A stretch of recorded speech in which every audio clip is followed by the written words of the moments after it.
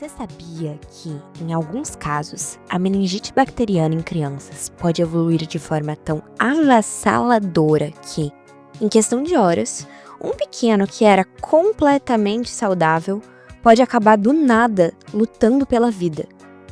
É um daqueles casos que vão testar os limites da medicina e vão gerar uma angústia inimaginável para os pais. Impactante, sempre muito impactante. Se você ficou curioso com isso e quer saber um pouco mais sobre o assunto, fica com a gente nesse episódio de Neurotalks sobre meningite na infância, com a participação mais que especial do Dr. Fabrício Mota. Não esqueça de seguir o nosso podcast no Instagram, @neurotalks.ufxpa, e mandar todas as suas perguntas e comentários. O meu nome é Isabela Fink e estão comigo aqui hoje as colegas Jéssica Vargas e Ana Carolina Viapiana.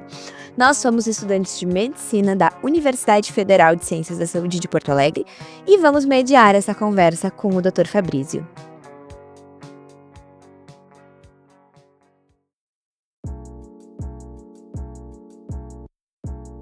Esse podcast foi desenvolvido pelos estudantes da Universidade Federal de Ciências da Saúde de Porto Alegre, com o objetivo de facilitar informações sobre as principais doenças relacionadas com o sistema nervoso de maneira breve, prática e acessível. Esse projeto tem como coordenador o Dr. Paulo Valdeci Worm, professor na UFXPA e chefe do Serviço de Neurocirurgia do Hospital São José da Santa Casa de Porto Alegre. O Dr. Fabrício Mota, o nosso convidado de hoje, possui graduação em Medicina pela UFXPA, residência em Pediatria pelo Hospital de Clínicas de Porto Alegre e residência em Infectologia Pediátrica pelo Hospital das Clínicas de Ribeirão Preto, além de mestrado em Saúde da Criança e do Adolescente pela mesma instituição. Atualmente, ele coordena o Programa de Residência Médica em Infectologia Pediátrica da UFXPA Santa Casa, além do controle de infecções e do Departamento de Infectologia Pediátrica da Santa Casa de Porto Alegre. Sejam muito bem-vindos a mais um episódio de Neurotalks.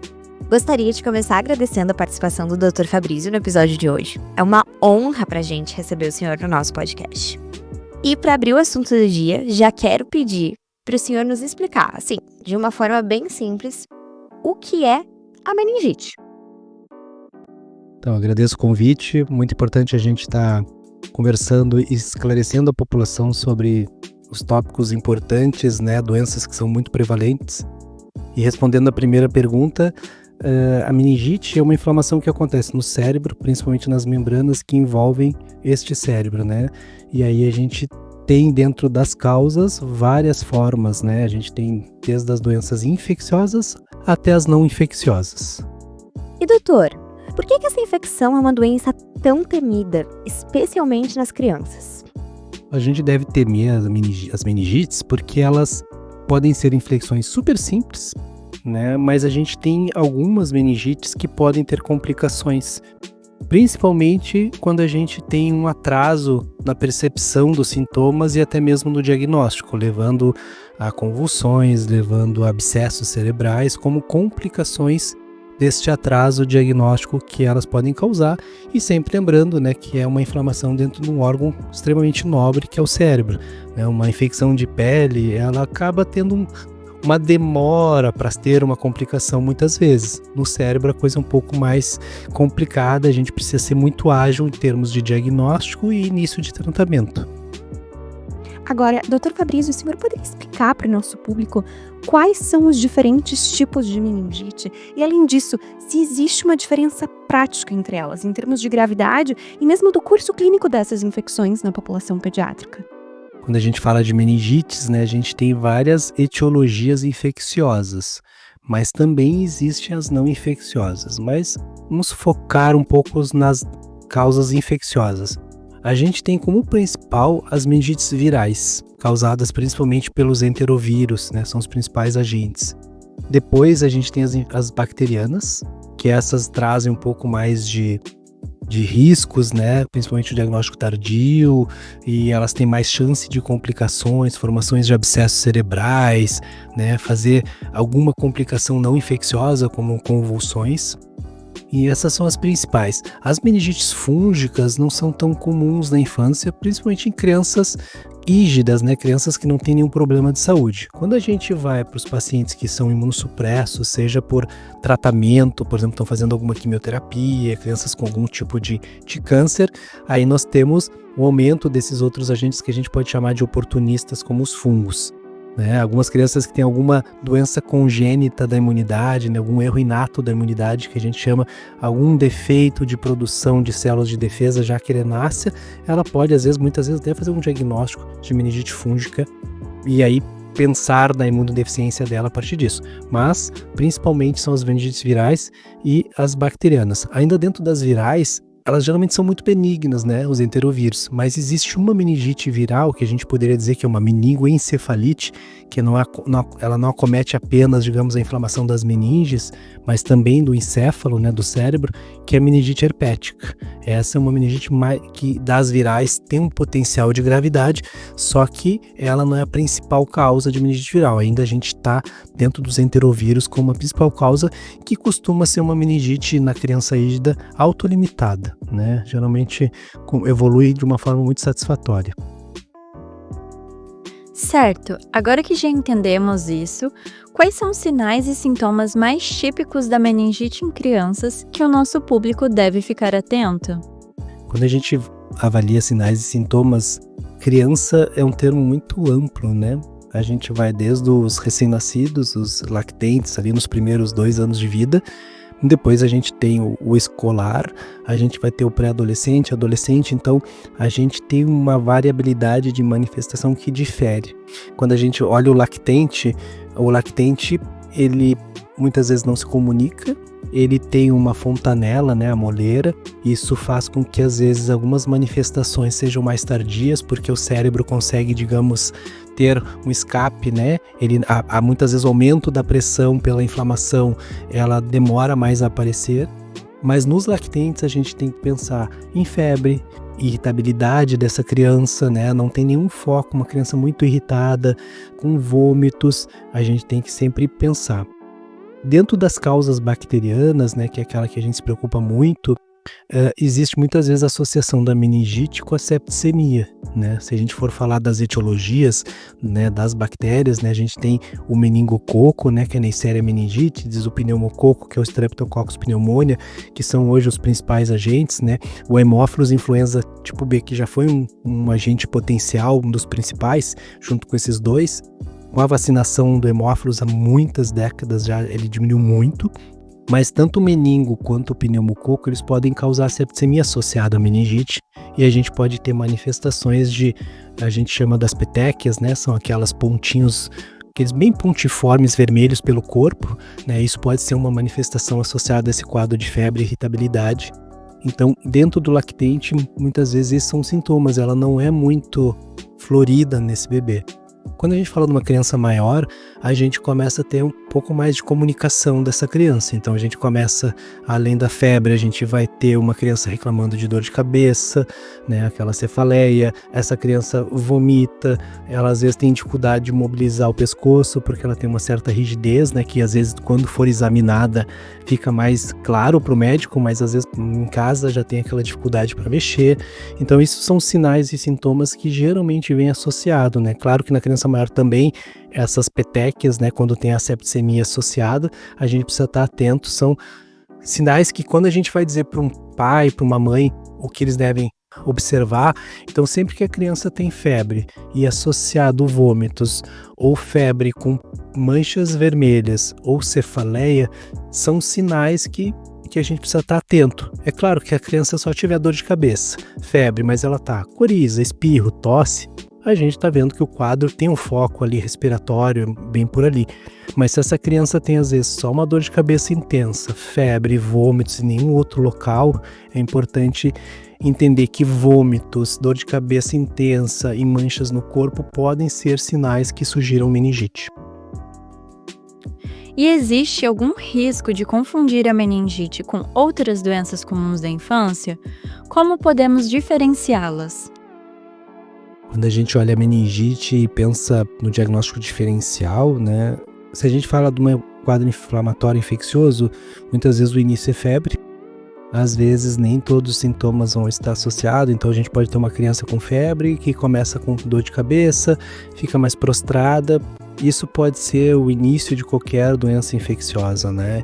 Então é sempre importante ter atento àqueles sinais que nos sugiram o cometimento do sistema nervoso, como a dor de cabeça, essa dor de cabeça mais intensa, a criança que vomita, né, ou vomita bastante, né, não é aquele vômito pós-medicação, não é aquele vômito pós-alimentar, é um vômito que vem em qualquer momento. Então esses sinais são importantes.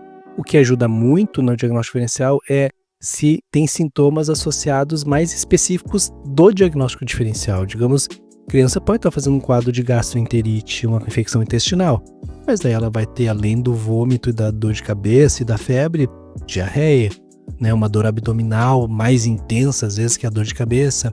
Então, esses outros sintomas do outro sítio pode ajudar bastante. Uma criança que tem dor de cabeça, febre, mas está tossindo, espirrando, tem já um pouco de chiado, a gente já vai olhar para um foco respiratório mais evidente, né?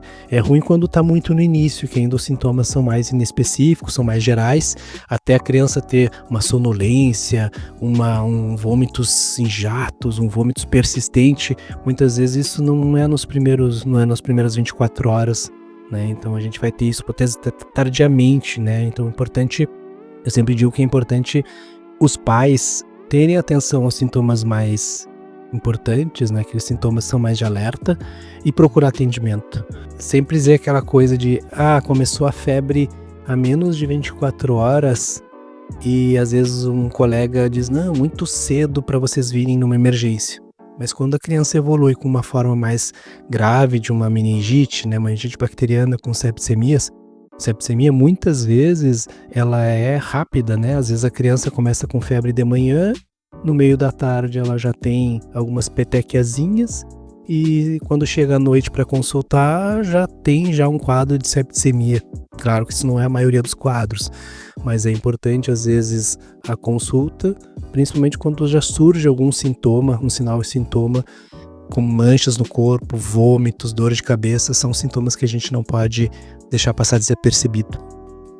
Além desses sinais e sintomas, como a gente conclui o diagnóstico de uma meningite? Para a gente fazer diagnóstico de meningite, o exame fundamental é a punção lombar, né? Para a gente conseguir acessar e coletar o líquido da espinha, né?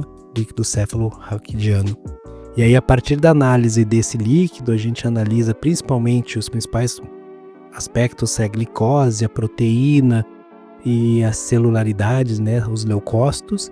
Com essa análise, a gente consegue avaliar se é um líquor normal, né, descartando meningite, né, a gente vai ver os outros exames que a gente vai avaliar dentro de um quadro infeccioso, né, hemograma, provas inflamatórias, tendo alteração, né, confirmando, né, a gente tendo em geral, assim, fora do período neonatal, umas células acima de 5, desde que não ocorra nenhum tipo de acidente de punção, que às vezes no trajeto tem algum vasinho ali atrapalhando, a gente belisca um vaso sanguíneo e vem sangue junto. Aí, claro, né, no sangue a gente também tem leucócitos, daí a análise fica mais difícil de ser feita. Mas se vier um líquido realmente, somente líquido da espinha, né, líquido cefalorraquidiano, a gente vai ver, tem mais de 5 células, a gente tem meningite. Aí os outros aspectos citológicos, proteínas e glicose vão nos ajudar a tentar, pelos achados, saber se a gente está mais diante de uma meningite viral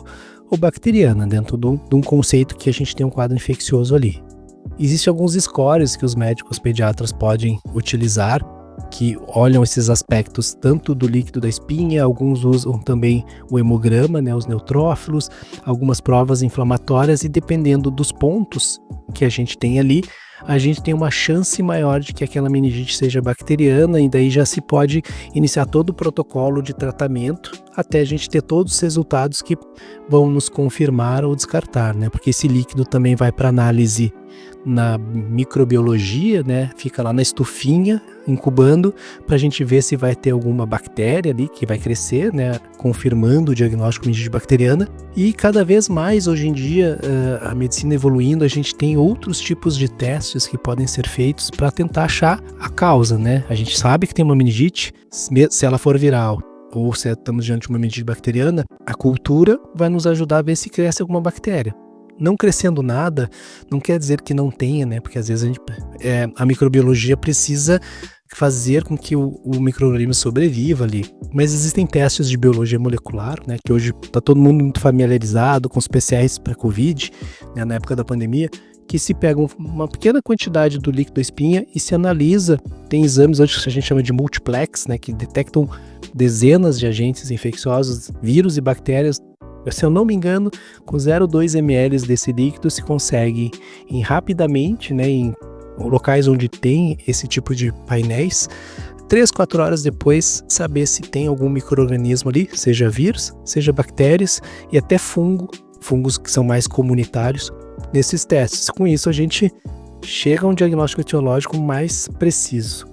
A vigilância sanitária também auxilia muito os hospitais, né? Os hospitais, às vezes, que não detêm dessas técnicas de biologia molecular, que precisa ter um laboratório, né? Como a Santa Casa de Porto Alegre tem, mas às vezes hospitais menores, né? Que não têm essa condição, a própria vigilância faz testes específicos, né? Testes para ver se tem alguns antígenos de algumas bactérias e até biologia molecular quando necessário, quando tem realmente um teste, um líquido de espinha ali que mostra que tem meningite. Tá bem, então a criança teve sinais e sintomas suspeitos, fez o exame de punção lombar, confirmou todos os critérios diagnósticos. Tem meningite. Como que a gente trata essa meningite, Dr. Fabrício? Então, para a gente realizar o tratamento da meningite, é fundamental, a partir da análise desse líquido, a gente ter a ideia se a gente está diante de uma meningite viral ou bacteriana. Quando a gente está suspeitando que é uma meningite viral, a grande maioria dela causada pelos enterovírus, o tratamento, muitas vezes a própria punção, ela tem um efeito terapêutico, porque muito da meningite viral pelos enterovírus é a pressão que tem ali pelo processo inflamatório.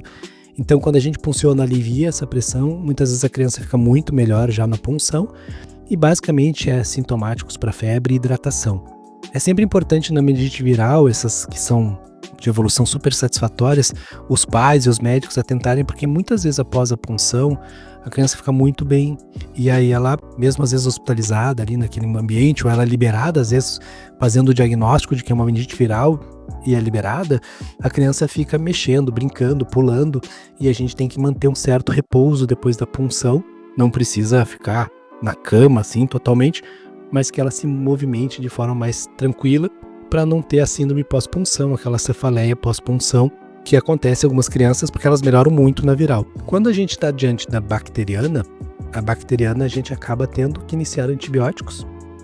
Muitas vezes até os plantonistas, quando suspeitam de uma meningite, que a criança está lá com rigidez de nuca, vômito, né, febre, dor de cabeça intensa, já suspeitou, muitas vezes eles já começam os antibióticos e coletam o líquido da espinha e depois com o resultado eles analisam. E aí, hoje em dia, nós temos protocolos, né, que já dizem quais são os antibióticos que devem ser utilizados, né, vamos dizer assim, na criança fora do período neonatal. E aí são utilizados até a gente ter a certeza de qual é o agente e, dependendo do agente, se usa 7 dias, dependendo da agente pode chegar até 14 dias, desde que não ocorra nenhuma complicação ao longo do tratamento. Na meningite, esses antibióticos são utilizados endovenoso durante todo o tratamento, né, porque a gente não consegue ainda utilizar nenhum antibiótico que tenha uma penetração no cérebro utilizando pela via oral, então tem que ser sempre endovenoso. E muitas vezes, se a gente tiver a sorte de identificar o agente, e às vezes se ele crescer lá na microbiologia, eles conseguem fazer testes para dizer se os antibióticos usuais estão ok, se são suscetíveis nessa bactéria, para a gente seguir com aquele tratamento. Bem, agora que a gente já teve um panorama geral da doença, do diagnóstico, do tratamento, a gente finaliza falando de prevenção. Doutor, como prevenir a meningite e quais as principais vacinas que protegem contra essa doença? Então, quando a gente entra na prevenção, a gente pode dividir ela em várias etapas. A primeira começa em pessoas doentes não conviver com pessoas sadias, né? Então, quando a pessoa tem alguma sintomatologia febril, é importante que ela fique em repouso, que ela não vá para o seu trabalho, que ela não vá para a escola, para a universidade, estando com quadro febril. Seja meningite, seja qualquer outra doença. Com isso a gente diminui a circulação desses agentes. Antes disso também, a gente pode fazer a prevenção com vacinas. Existem vacinas que protegem contra algumas bactérias já que classicamente podem causar meningite e que a gente tem no calendário do Programa Nacional de Imunizações, como a do hemófilos, né? Ela faz parte dentro da vacina pentavalente já, e antigamente era tetravalente. Essa vacina tem há décadas e reduziu drasticamente a meningite por hemófilos e todas as outras doenças invasivas que ele causa. Tanto que hoje os pediatras formados nos últimos, vamos botar 10 anos, praticamente não veem mais meningites por hemófilos, a epiglotite, que era outra causa. Então, essa vacina realmente reduziu de uma forma importante essa meningite. A gente tem, como eu falei antes, né, o pneumococo. Dentro do Programa Nacional de Imunizações, entrou já desde 2010 a vacina contra o pneumococo, a vacina 10-valente. E hoje em dia já existem várias outras vacinas, né? A gente tem a vacina 13, que já era feita, né, na rede particular, a vacina 15 e a vacina 20, que entraram agora no último ano. O que muda com essas vacinas? Aumenta o número de sorotipos que cada uma protege. A gente tem uma vigilância no Brasil muito legal sobre o pneumococo, que as cepas que são identificadas nos hospitais, o Instituto Adolfo Lutz analisa elas e tenta entender se os sorotipos que estão circulando no Brasil, quais são, qual é o mais importante, qual é a resistência aos antibióticos de cada sorotipo. E com a introdução da vacina 10 valentes, o que aconteceu? Nós estamos 15 anos dessa vacina. Quando ela foi introduzida, a maior parte dos sorotipos que circulavam no Brasil são sorotipos que estão na vacina 10 valente. Mas com a introdução dela, em grande escala, né, ela é feita em larga escala na pediatria, as crianças foram cada vez tendo menos doenças pelos sorotipos da vacina, só que houve uma substituição por sorotipos não vacinais. E hoje, um sorotipo que a gente fala muito se chama 19A, ele não é incluído na vacina 10 valente, ele só é incluído nas vacinas 13, 15 e 20. Ele causa mais de 50% das doenças invasivas hoje em crianças. E também em adultos, né? Ele causa bastante infecção em adulto. Mas nas crianças, então, a gente hoje não protege satisfatoriamente bem fazendo só a vacina 10 valente. Então, a Sociedade Brasileira de Pediatria, a Sociedade Brasileira de Imunizações recomenda que preferencialmente o esquema atual seja feito ou com a vacina 15 ou com a vacina 20 valente. Com isso a gente vai ter uma proteção maior para os sorotipos que realmente estão circulando hoje. E uma coisa que é muito importante, porque antigamente o que se fazia? A criança já tinha feito toda a vacinação com a 10 valente e se fazia só um reforço com a vacina de uma valência maior. O que se recomenda é que sejam feitas todas as doses para aquela faixa etária da vacina de valência maior e não só um reforço, porque ela precisa fazer para a idade dela todas as doses suficientes para responder bem para aquele sorotipo. Porque pensem assim, na vacina 10 não tem o sorotipo 19A. Se a criança fizer só um reforço, ela só vai fazer uma dose para esse sorotipo, então ela precisa fazer todas as doses para aquela faixa etária. Cada faixa etária tem um número de doses. Quanto menor a criança, mais doses ela precisa fazer. Às vezes criança maior, às vezes pode ser, às vezes só uma dose única, mas depende da faixa etária. Com isso no pneumococo. Com relação à vacinação do meningococo, a gente tem na rede pública a introdução da vacina C, né, contra o meningococo tipo C, que é importante, é um dos principais causadores de meningite pelo meningococo, o tipo C. Mas como a gente começou a fazer essa vacina em larga escala, tem vários estudos já mostrando que no Brasil o sorotipo B em crianças já está à frente do sorotipo C como causador de meningite, principalmente nas crianças menores de 5 anos. Então, o que se recomenda é que, além da vacinação contra o C, as crianças também façam a vacina contra o meningo B, que só está na rede particular, não tem no Programa Nacional de Imunizações. Existe uma outra vacina também contra meningococo, se chama ACWY, que ela traz o tipo A, o W e o Y. Ela acaba melhorando um pouco a cobertura, principalmente quanto o W e o Y, já que não é feito, né, na rede pública, que são sorotipos que às vezes acabam entrando pelos nossos vizinhos de fronteira aqui na América Latina, então também acaba aumentando a proteção. Também é uma vacina que hoje ela é de rotina somente no adolescente. O adolescente faz uma dose, mas tanto a Sociedade de Pediatria quanto a de Imunizações recomenda que preferencialmente seja feita as primeiras doses com a CWY e não mais com a C. Então, programa de imunização no posto de saúde faz a C e depois o adolescente faz uma dose da CWY. Sociedade Brasileira de Pediatria e Imunização recomendo que já seja feita todas as doses com a CWY. Com isso a gente tem uma boa vacinação contra hemófilos, contra pneumococo e contra o meningococo, são os 3 principais agentes infecciosos da bacteriana. E por fim, a gente tem como fazer bloqueios, porque às vezes a gente pode ter surtos, né?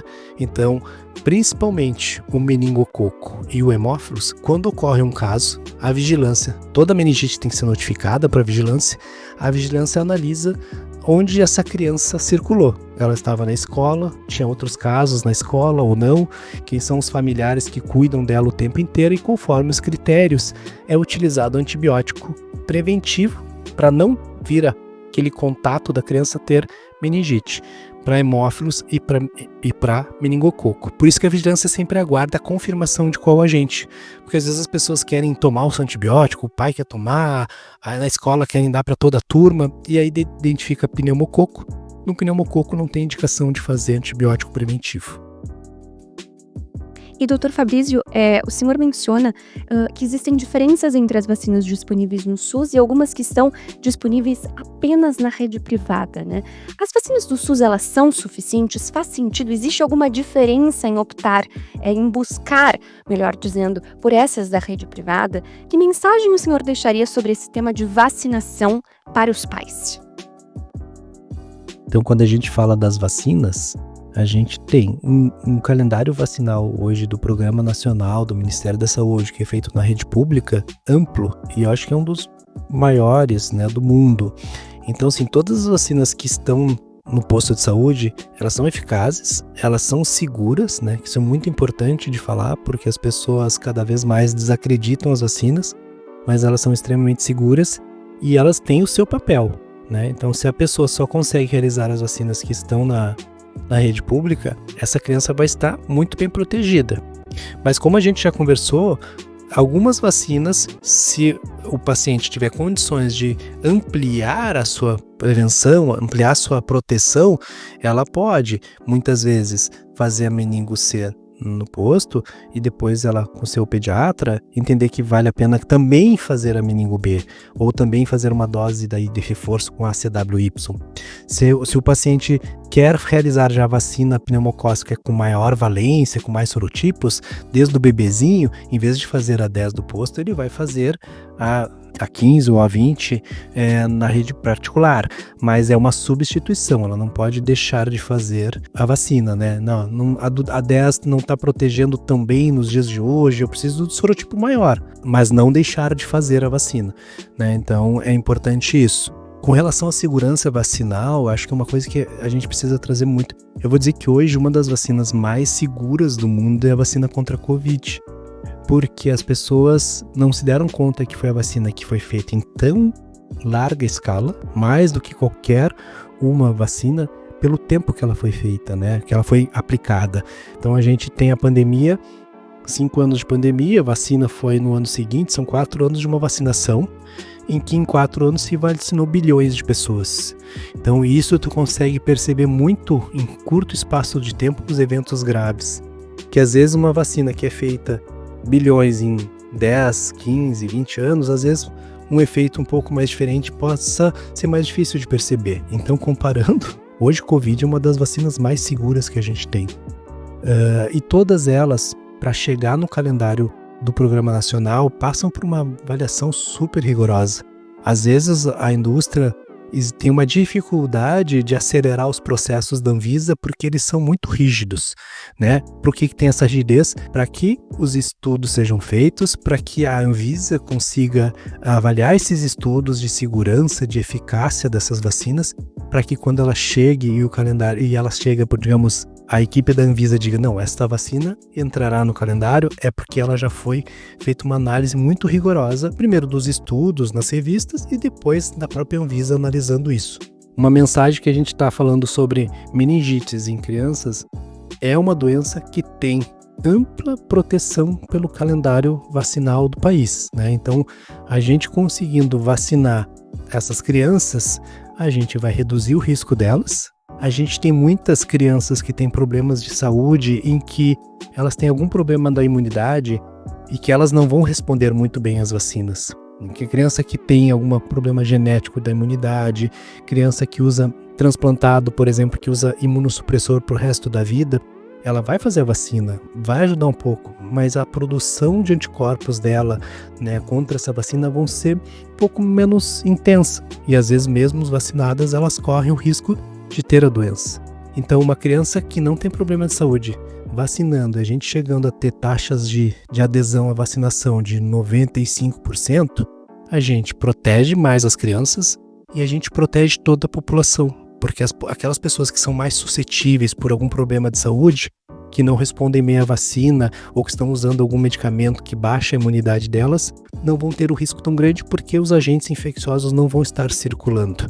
E é o que a gente tem visto hoje no mundo, né? A gente vê surtos de sarampo hoje nos Estados Unidos pela baixa cobertura vacinal. Não só quem fez vacina vai ficar sobre risco aquelas pessoas que também não respondem bem, mesmo tendo feito a vacina. Por isso que a mensagem que fica na proteção é a gente aprender tudo que a gente aprendeu na pandemia, com aqueles não aglomerar, né, higienizar as mãos, realizar a prevenção com as vacinas, né, com isso a gente consegue reduzir ao máximo essas doenças.